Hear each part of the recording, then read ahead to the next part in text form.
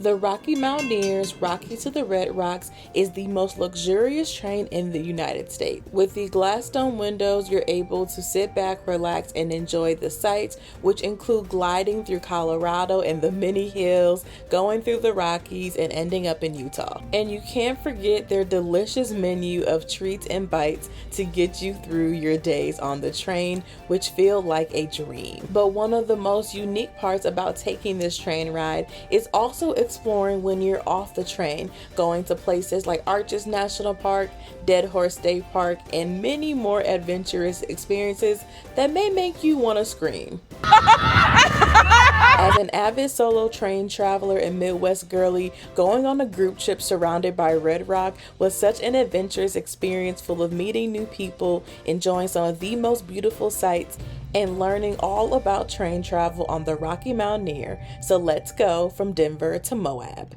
All aboard! Hello, I have made it to Denver, and if you can't tell, I am so giddy and excited to be taking the Rocky Mountaineer from Denver to Moab.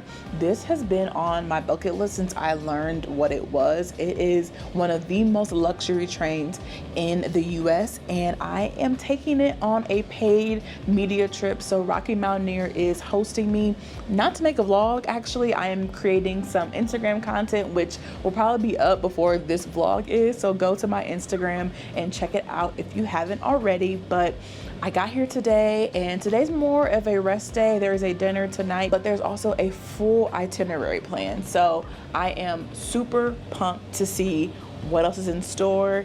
I'm gonna relax a little bit though. I checked in. I'm staying at the Maven Hotel here in Denver, and it's super cute. They told me they have a happy hour in their Airstream downstairs from 4 to 6 p.m. and you also get a free drink. So I'm also gonna have to go down there and hang out a little bit, but I like what I see so far. This is my first time in Denver. I've never also been in Utah before, so a lot of new experiences in new states for me. I'm gonna relax, but when I checked in, they said there is a little gift coming for me from the restaurant in like an hour or so. So I'm excited to see what that is, but right now I'm gonna relax. There's a nice little robe right here on the bed. Y'all know I love a good robe. I may have to put it on and relax and enjoy. So I will see y'all in a bit. The treats came with a little card from the Maven welcoming me to the hotel, and look at the treats. Oh my gosh, we have a nice margarita, which I am a tequila girl, so love a good marg, some chips and some sauce. So I'm about to sit down here and relax a little bit. I like this a lot. This is so cute. Thank you so much. Morning, it's train day. So after a quick night in Denver, it was time to board the train the next morning. One of the things I loved about this train was that they took our luggage, so we did not have to worry about it during the train experience before we boarded the bus, and did a cute little drive through downtown Denver to learn a bit about the history before arriving at the Rocky Mountaineer train station. Though the Rocky Mountaineer is known for their Canadian routes, this one in America's Southwest was launched in 2021. It is a 2-day experience, with this first day going from Denver to Glenwood Springs, Colorado, which takes about 8 hours. I had the Silver Leaf Plus experience, which meant it include breakfast, lunch, and some snacks on the train, and there are plugs for you to charge any devices, but obviously we had to start off the train experience with a welcome toast, and you can get it with or without alcohol. As we departed Denver, the destinations team waved at us goodbye, which we learned was a thing that they do on the Rocky Mountaineer. But before you know it, it was time for some breakfast bites that I was looking forward to. That's what I learned. You're supposed to like Scone is so good. So they go away. Okay, we're gonna do a little taste test. I got the veggie frittata, and it comes with some potatoes. Pretty good. I'm also very hungry, so seasoned really well. Can't complain. Okay, let's try the frittata. So they had a few different options on the menu. They had like a waffle, had a parfait, but I opted for the frittata. Yeah. As I was stuffing my face on the train, you definitely feel when the train gains more elevation, and the attendants are there to answer any questions about what we're seeing, what we're doing while you're on the train. And one of the first things they tell you is about the Continental Divide that runs through Colorado and separates the watersheds of the Atlantic and Pacific Oceans. The Continental Divide is a natural wonder that plays a crucial role in water resources and feeding into the Colorado River. There are 28 tunnels on this route, and we're about to go through the first one. So if you're someone who may get motion sickness or anything like that, you might want to bring your medicine on this train ride, but as you can see, it was short and sweet. Nothing too bad, but that is as we rise in elevation, we'll be able to see Denver proper. Since the train is a day-long experience, you do want to get up and peruse it a little bit, and I did so by going to one of the other lounge cars. So there are a few different cars on the train, and this is one of the newer ones. One of our car attendants, Kendra, said that it was looking a little too businessy, so they needed to freshen it up. So they added all of these really cool couches and everything to make it feel a bit more loungy, a bit more touristy, and you know, I think they did a pretty good job, and you can still sit back, relax, and enjoy the view. On the first day, you also go through the Moffat Tunnel and come out on the western side of the Continental Divide. This tunnel opened in 1928 and is about 6.3 miles of terrain on the train. And while I love learning about all the nature, I also love being back on the vestibule and getting some air and seeing how the train turns and does curves. It's one of my favorite parts of train travel, and I love just having my head out the window, which as you can see, I did a lot. But my favorite fact as a Black American train traveler was learning about the Lincoln Hills Country Club and how it was the only Black American owned resort and operated by Black people west of the Mississippi in the 1920s. There is so much to learn and see while you're on the Rocky Mountaineer, and you also do get unlimited drinks, so let's sit back, relax, and enjoy the views for a bit.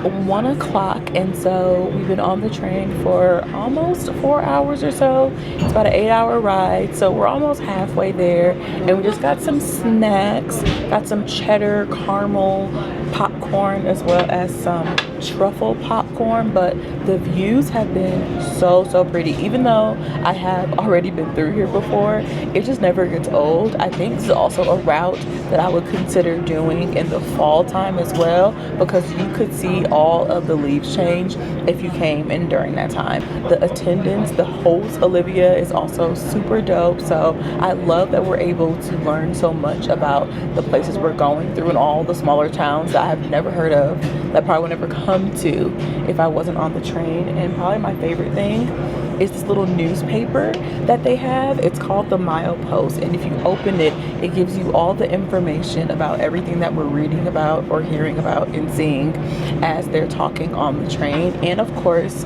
if you watch my previous train videos, they have a word search on the back, which I really love. So yeah, I'm a fan. It's been beautiful. Honestly, how can you complain with a view like this? So I'm gonna enjoy my snacks, and we'll see what we see whenever we see it coming up next as we go to the Rockies. And I got both of the popcorns, but I think I like the truffle popcorn best. It's something about truffles that just make everything taste so good.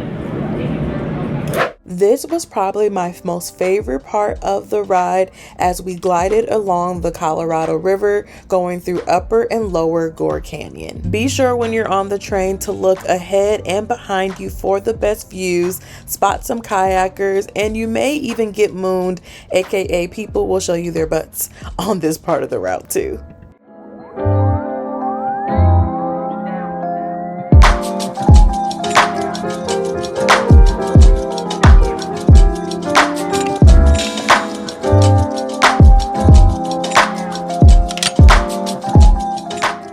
Okay, so one question I always get when I'm on the train is, what are the bathrooms like? Because that's a big thing for folks, especially when it comes to cleanliness. So let me show you around this bathroom on the Rocky Mountaineer.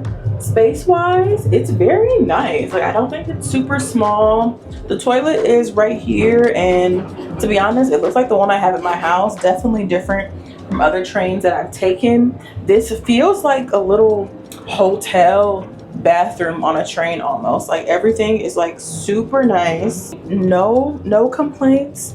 You know, you can dry your hand. They got some Kleenex. It's very simple. Lots of mirrors, you know, to look at yourself. Hey girl. And yeah, this is the bathroom. It's really simple. I like it. This is probably one of the cleanest bathrooms I think I've been in on a train. Around this time, you notice that the terrain starts to change and you see more and more red rock as it's time for lunch. As I mentioned, they do have multiple lunch options, but I opted for the trout for mine and it did not disappoint. I can say that I felt very well fed on the train between the snacks and the lunch and the breakfast and the wine. There is no shortage of options to enjoy as you glide along the red rock that is absolutely stunning to see.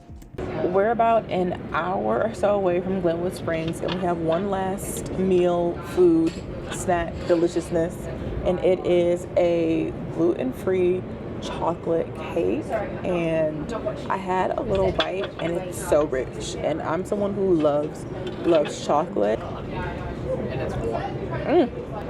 Very rich, very delicious. Can't complain though.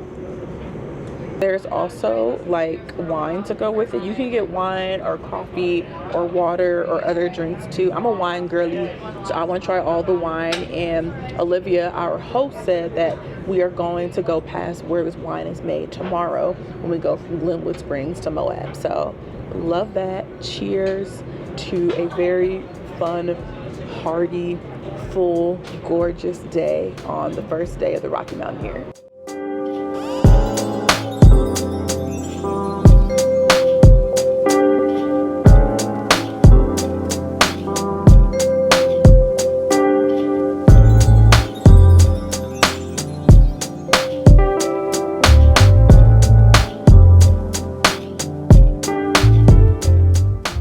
And the next thing you know, we have made it to Glenwood Springs. We made it to Glenwood Springs. We are checking into our hotel, which is literally right there. So not a far walk at all. It was a really easy, smooth ride. We did stop once, but honestly, it was pretty good. Like, I can't really complain about the time. The food was good. The company was great. The views were incredible. It was a great time. I enjoyed the first day, and I'm really excited to see what happens on our next stop, which is tomorrow morning at 6:45. We have to be across the street to go to Moab. I also like the convenience of the Rocky Mountaineer. So in the morning, you saw me drop off my luggage. As you can see, my luggage did make it here to me. So it's really nice that they have that, so I don't have to carry all of this on the train, and I can just really enjoy the train experience. So that's one of the things I really like, is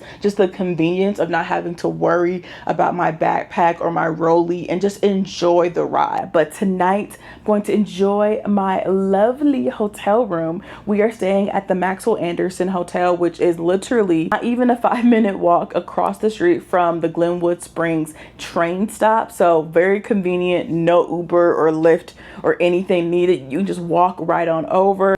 The hotel itself has like an old school kind of vibe to it that I'm kind of digging. Not as much natural light as when I was in Denver, but I still like the design a lot. The bed is behind me, really nice, very soft. The bathroom is big and spacious. The spot where we're eating for dinner tonight is also within walking distance, as well as actually going to experience the springs. I'm super interested to see what the Glenwood Springs are, what they look like, how they feel, and just decompress after a very already relaxing day, but also still a very, very long day taking the train from Denver to Glenwood Springs. So I'm gonna relax, take off my shoes, you know, hang out a bit, and I will see y'all a little bit later.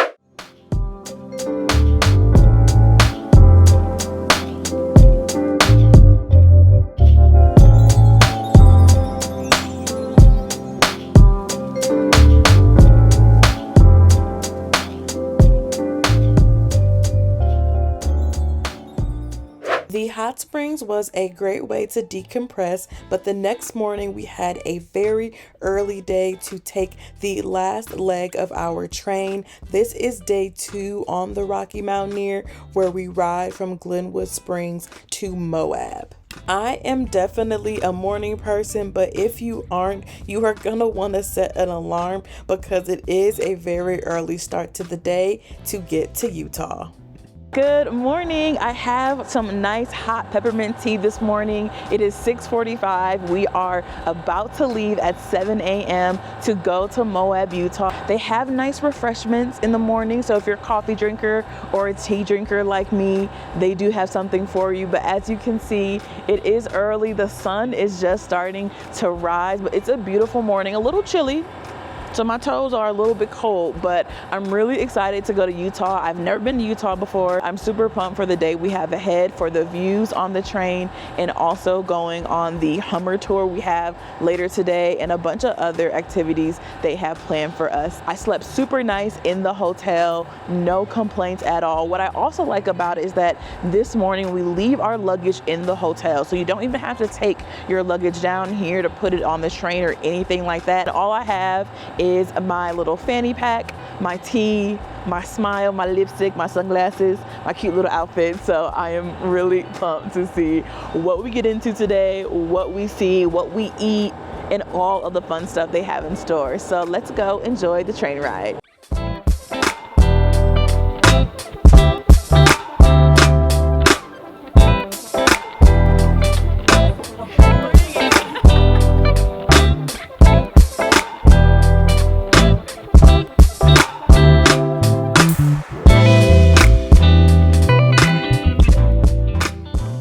After the welcome toast and getting some air, it was time to indulge in the last breakfast on the Rocky Mountaineer.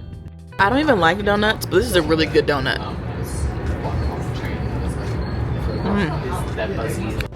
Okay, so my new friend Nick over here is vegan, and they have been feeding him very well on the train, and he got a different little treat that I'm gonna try. This food has been super good, so we're gonna see what it's like. What is this?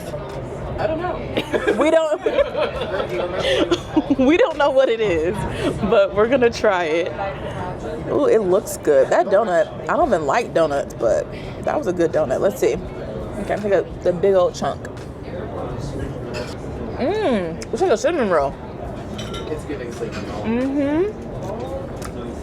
This is good too. So if you are vegan or vegetarian or have other dietary restrictions, they probably are able to accommodate you on the train, which is really nice.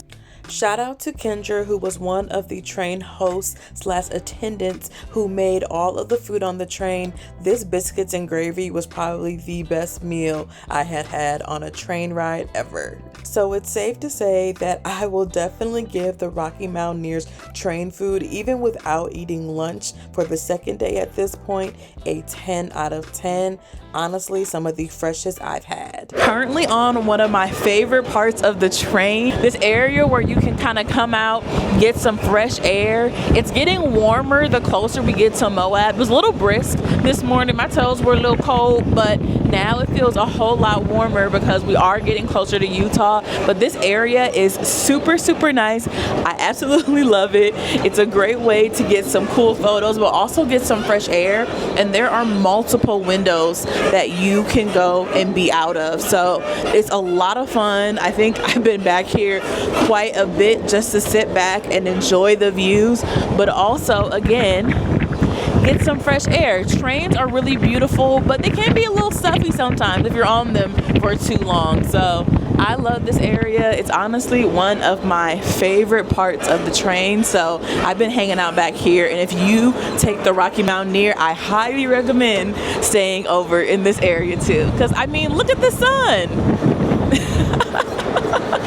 What I really liked about riding the train was how they also supported local businesses. Because we don't spend a whole lot of time getting off the train, it's nice to know that the things we're eating also come from the areas we're visiting, as we just rode past the vineyards where we get the wine, and of course seeing more of the destinations team, which got me thinking about our train host, Olivia. I was so curious to know about how she balanced working on the Rocky Mountaineer, her favorite part of being on the train, and also if she thought it was worth the experience. Oh my gosh, that's such a good question. Our short days are about 12 hours. Our long days are 15 hours, but if we get stalled, I can be working like a good 16-hour shift in a day. When I'm not on the train, so we have 3 days on and 4 days off. So the first day, I'm pretty much just sleeping. Everyone knows I'm like down for the count that day. Maybe by that night, I'll get up, start doing some grocery shopping, and then you have 3 days, so you can I always do the farmer's market every weekend, usually 2 nights at least. I'm hanging out with friends, and then the last day is pretty much prepping to go back to work. You're doing your dry cleaning, you're making sure you're all packed. I have a cat at home, so all of his feeders and everything is all set up for when I'm gone again. Honestly, my favorite part, 2 different things. The first thing is for sure the guests, because as much as we interact with them, we spend like 2 days at least with them. So we get so close. I feel like I get to share so much of my life and what I love with them, and then we spend so much time just talking during the day, so get to know them really well, their families and their backgrounds. And my other favorite part is for sure the team, because we always joke about how we are a family, and we really are. Like, we fight like siblings, we spend all of our free time together. Every night after work, we're hanging out, getting dinner or drinks together, so these are just my best friends. I think it's worth it depending on what your favorite thing is. If you are a train person, you get to really see the ins and outs of train manufacturing, how all of our logistics work. We get to pass other trains as well. If you are a foodie, we have really, really good food. But if it were me or my friends going, I would say you get to basically sit and relax for 2 days straight, unlimited food and drinks. You're hanging out in the lounge, you have good views. And then getting to Moab is my favorite part, because then you can really get active, see the national parks there, and everything that the Red Rocks have to offer. Olivia was the best host, so if you do go on the Rocky Mountaineer, I hope you get lucky enough to meet her. But with our last conversation, I wanted to sit back, go back outside, and put my head out the window to enjoy the last few views of the Rocky Mountaineers, Rockies to the Red Rocks.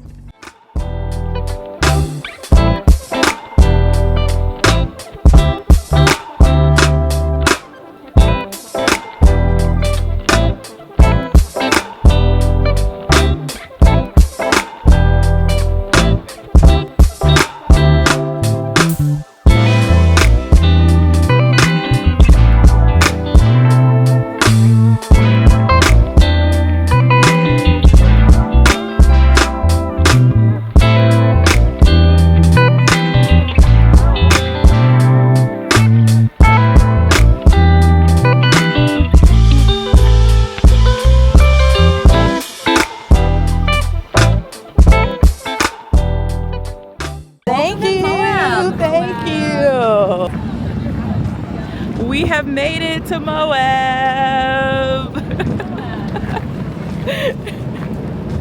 Bye, train. Bye. Even though the train experience did come to an end, the adventure was actually just getting started. We checked into Gravity House, which is the hotel we were staying at throughout our time in Moab. Whoever picked the hotels for the Rocky Mountaineer does a really great job, but a few hours after relaxing, it was time to go to my most active activity yet. Okay, we are in the Hummers. I'm very excited. We're told this is like the most fun we're gonna have in Moab. It's a little 4x4. I'm in the back, which is apparently the spot where if you like a little danger, like a little adventure, you wanna be here in the back. I got on all of my things, got on some real shoes today, got the Converse Run Star hikes on. So we are absolutely ready to do the Hell's Revenge Trail. So I'm so excited. This 4x4 Hummer experience was through Moab Adventure Center, and it's when you weave through sandstone cliffs and rock canyons on a really incredible rocky ride. Some sights you'll see in the distance include the LaSalle Mountains, the Colorado River, and Arches National Park. This was such a thrilling adventure, and honestly, I could sit here and tell you about all the things we did in these Hummers. However, I think the best form of entertainment is just hearing how we reacted to the experience ourselves. Whoa!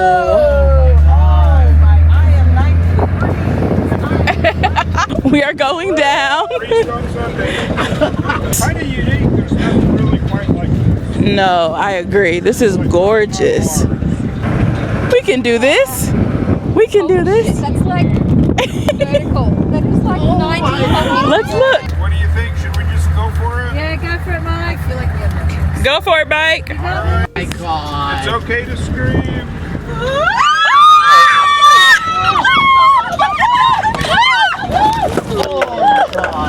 Oh my gosh! Oh my gosh! A little bit of me.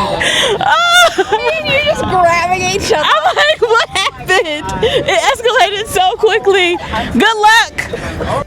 Even though I could have lost my voice, the view at the end was worth it. Going through all of the rock has been super fun. I'm gonna sit in the back. The back has been great. I've been loving it so much. And I am just, yeah, it's beautiful. Okay. Oh my God. It's so. Whoa. Oh, these views are great. Oh my God. Well, my visor's gone. Thank you. I'm a little scared now.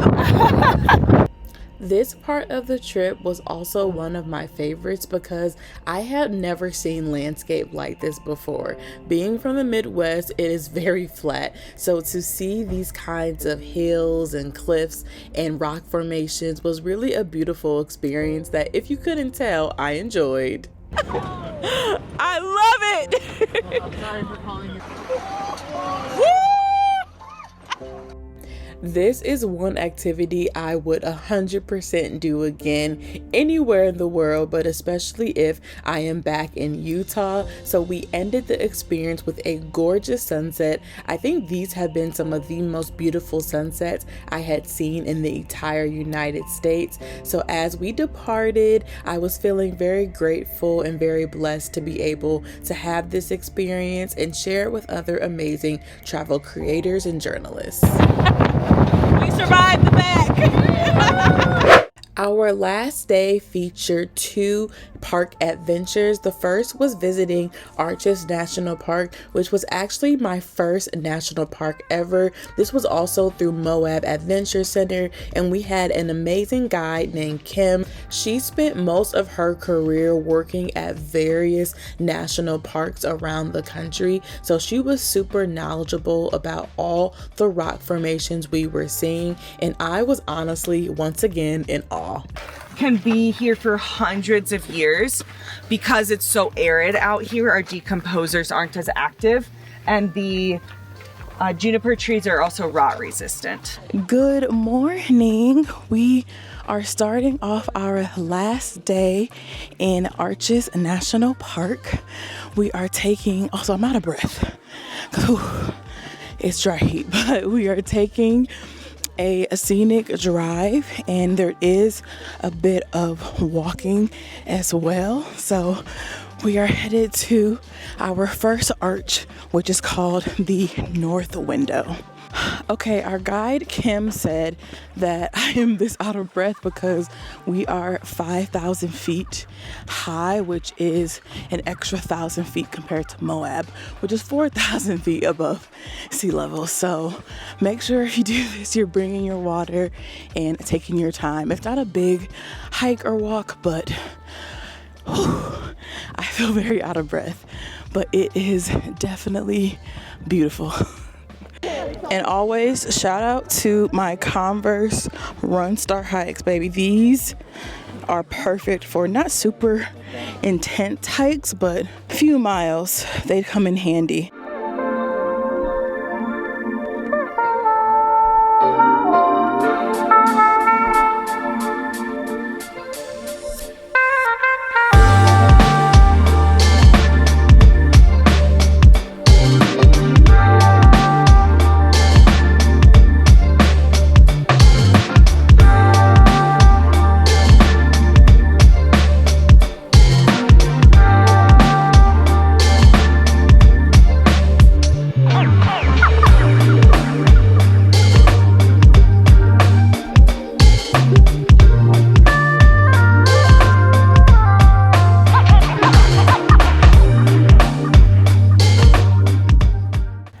Okay, we are on our last little walk for our drive through Arches National Park. And if you see me looking up, it's because we're at Balance Rock. And of all of the ones that we have seen, I'm not gonna hold you, this one makes me the most nervous. Look at it, y'all. It is literally up there and it can be like fall down at any time. Like no one actually knows, but it's quite literally balancing up there. It's kind of wild to see, but also very exciting. It's a whole different climate.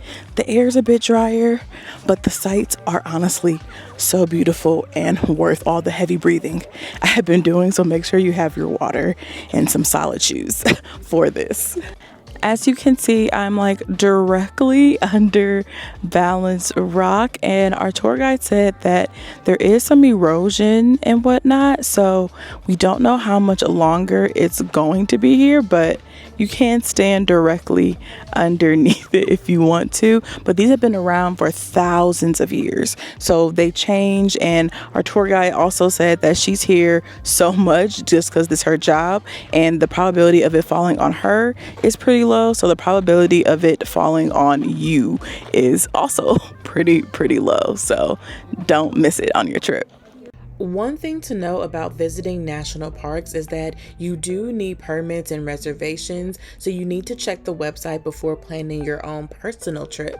Also remember to pack lightweight clothes and wear them, and try to go early in the day so you beat the heat. Post going to Arches, we did stop by the food truck park in Moab. This was probably one of my favorite spots to eat in Moab, though I will say some of the food I was not impressed with at a lot of the places that we did eat at in Moab, but we did get to do some shopping and get some souvenirs, so be sure to walk around and check out all of the local shops they have available, because when we got back we had a few more hours of rest time before heading to our final adventure, which was going to Dead Horse State Park. All right, we're on our last tour of the trip with a Moab Express, as you can see in the background, and we are going to Dead Horse State Park. So it's not a national park, it's a state park, and honestly, our first stop is super beautiful. Let me show y'all. Unreal, which I feel like is the word of the trip. And the legend behind the name Dead Horse State Park comes out of the 19th century, where cowboys would round up horses who could smell the water below but could not get to it and leapt to their deaths. So beautiful space, very traumatic name, but still worth visiting on your trip to Utah. So go check it out. It has been a whirlwind of a past few days, the past week, but I am officially leaving Utah. I'm about to check out and go downstairs, and we are going to take the shuttle to Salt Lake City to fly out. Couldn't be more thankful and more grateful for the opportunity to take one of my dream train rides. This was so high on my bucket list. I didn't think it was going to be possible to even do or to like check it off. I think this trip had a really great balance between, you know, being stationary on the train and enjoying the views, drinking the wine, eating the food, and all that good stuff, but also doing some outdoorsy things, being a bit adventurous. It was a really good group of people, and I think we all enjoyed ourselves a whole lot. So if you are thinking about taking the Rocky Mountaineer, I highly recommend reaching out to them, learn about their packages, because the way they set this up, as someone who plans her own trips all the time, I was a fan. I'm not normally a fan of other people planning my trips, but they did a really great job. I will put their link down below so you can check out all of their opportunities, their packages, and all that good stuff to make this ride your own and do this trip yourself. So I'm gonna head out, but thank you so much for watching. I hope you enjoyed. Leave any comments or questions or curiosities below, and I will see y'all in my next video, wherever that may be, and also stay curious. Bye.